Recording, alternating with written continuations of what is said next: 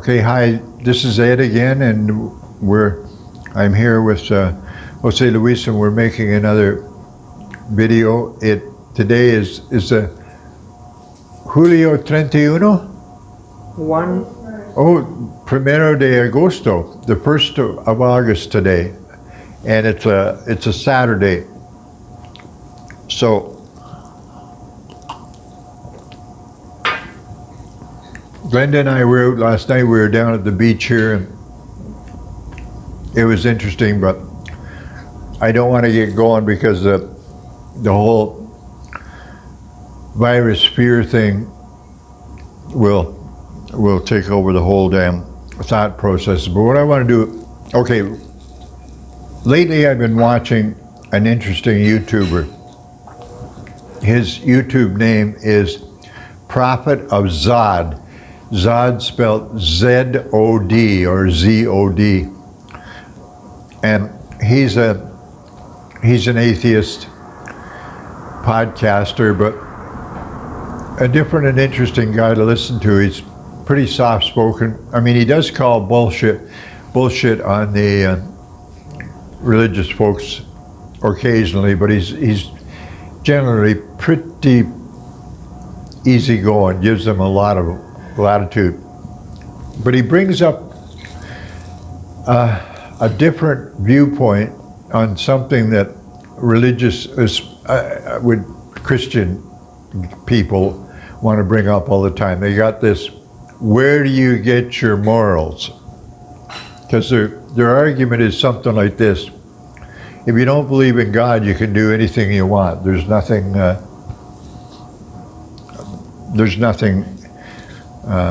fundamentally immoral or sort of thing. And they always bring up, if you don't believe in God, what's stopping you from murder, robbery, and rape? Well, Prophet of Zod brings up an interesting point. How come they want to talk about morality, and they always talk about those three things, always? The most severe and extreme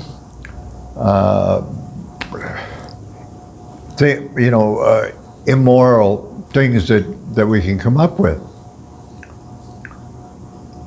And that argument has been refuted many, many times. But his point is, how come they don't bring up arguments like this? Look, if you're a Christian and you go out there and on Sunday and it's Sunday, which is that? It's the fourth commandment, I think. Keep Sunday holy. You can't do any work. So if you're a Christian and you work on Sunday, the equivalent of picking up sticks, like the story in the Bible, where you do some work, you cook yourself breakfast, or do any other kind of work, because of God's law, you will go directly to hell. Meanwhile, if you're an atheist, you can go out and mow your lawn and trim the hedge and clean up the yard and everything, and you get away with it because you're an atheist. There's no God to punish you. The poor Christian, for making a ham sandwich, gets sent to hell forever because he broke God's law. Why don't we see more of that kind of argument instead of, it's always murder, rape, and robbery.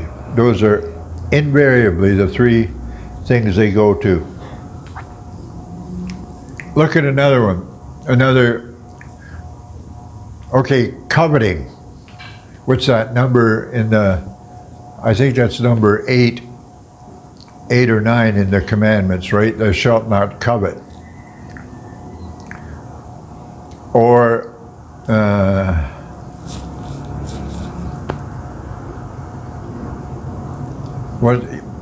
also they're really big on sex, so if you look at, if a man looks at a woman with lust in his heart or something, he's committed, what the hell's the word? Adultery. What? Adultery. Adultery, thank you. He's committed adultery. So if a Christian does that, that's it. He's going right to hell.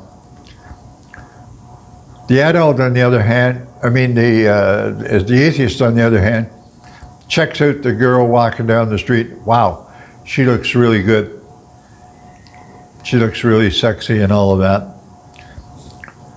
And he totally gets away with it. So say both these guys, one's a Christian, one's an atheist. They watch this girl walking by. The atheist, the Christian looks at her and thinks, oh man, she looks really sexy. So he's committed fornication in his heart. The atheist looks at her, checks her out pretty good. They both get hit by lightning. But the point is, the Christian gets sent to hell. And as far as we know, that's the only punishment. Whatever you break any of the rules, he gets sent to hell. And the atheist totally gets away with it. So he got to look at this woman with lust in his heart, and there's no punishment. Now, let me put another spin on that very same thing. What about the person? The Christian thing says, if you look at I don't know why it's always a man looking at a woman, but anyway, that's the way the Bible swings. A man looks at a woman, checks her out, goes, wow, she's really hot looking, or whatever. Another guy looks at the woman and goes, oh wow, she's really hot. Now, the one guy goes and rapes this woman. The other guy doesn't do anything. She looks really good, but I'm not going to violate her. She's a person and she has her right to whatever sort of thing. The problem is, according to the Christian headspace or the Christian rules, both of those guys go to hell. So one guy committed rape and the other guy did nothing. In fact, yeah, he did nothing. He looked at the woman. How the Christ did they get that to square? I just don't get it.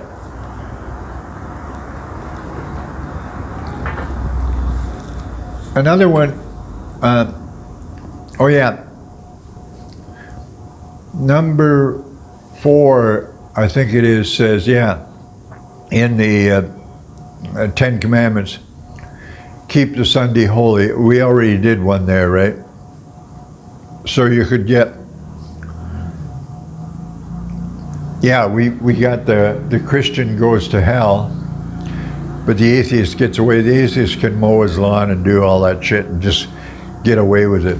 No punishment. Imagine mowing your lawn on Sunday and just getting away with it. No punishment. It just doesn't, from the Christian perspective, it doesn't make any sense.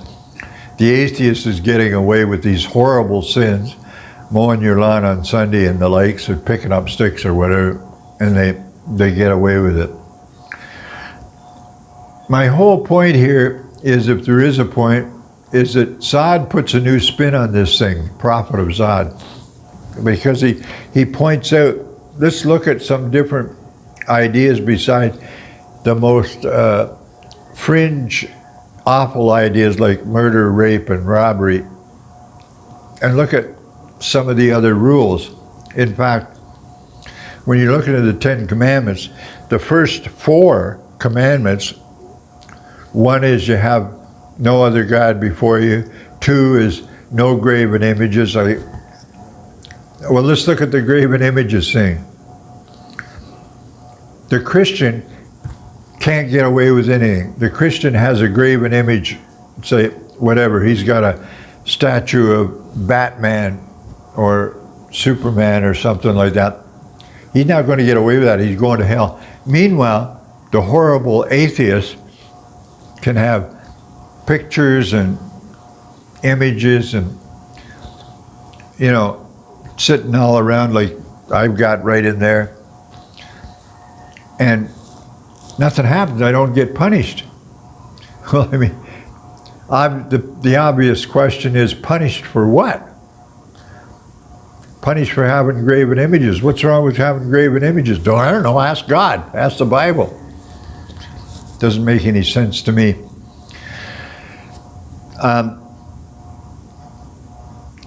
Let's see. There's one of the commandments that I think is it number? I think it's usually numbered around 9. Maybe there's a couple of different lists that are maybe numbered slightly different, but the one is bearing false witness. I don't see anything wrong with that commandment. I think it is immoral to bear false witness. If I say in a court of law, claim that my neighbor did this criminal kind of thing when he didn't, it's bearing false witness. I think that, it seems to me that one pretty much makes sense and always stands up. But the whole idea, I guess what I'm trying to undermine here is one of these basic arguments that all apologetics you'll hear, where do you get your morals? And they claim that as an atheist, as a non-believer, all we're doing is we decide what's normal. Hey, if I want to kill people, it's kind of okay.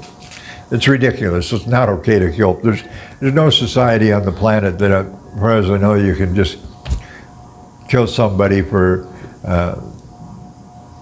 because you feel like it. You don't like them or something like that. And the idea that the Christian wants to follow up with, the problem with the atheist worldview or stance is that there's no punishment. There's no consequences. Of course there's fucking consequences. You kill somebody, that person is dead. There's consequences for the person killed. There's consequences for their family. Maybe this person supported other people. Of course there's consequences. There's consequences for the society.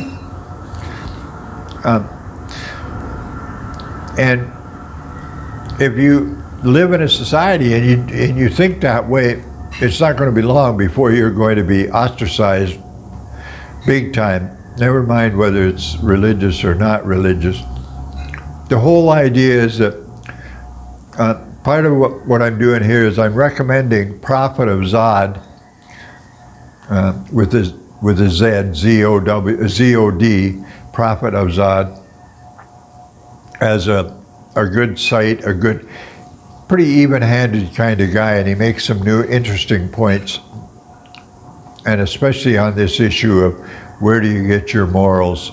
And I think the question is pretty easily answered. And I mean, as far as I can see, for the Christian, when you ask them, where do you get your morals, they've got to fall back on God.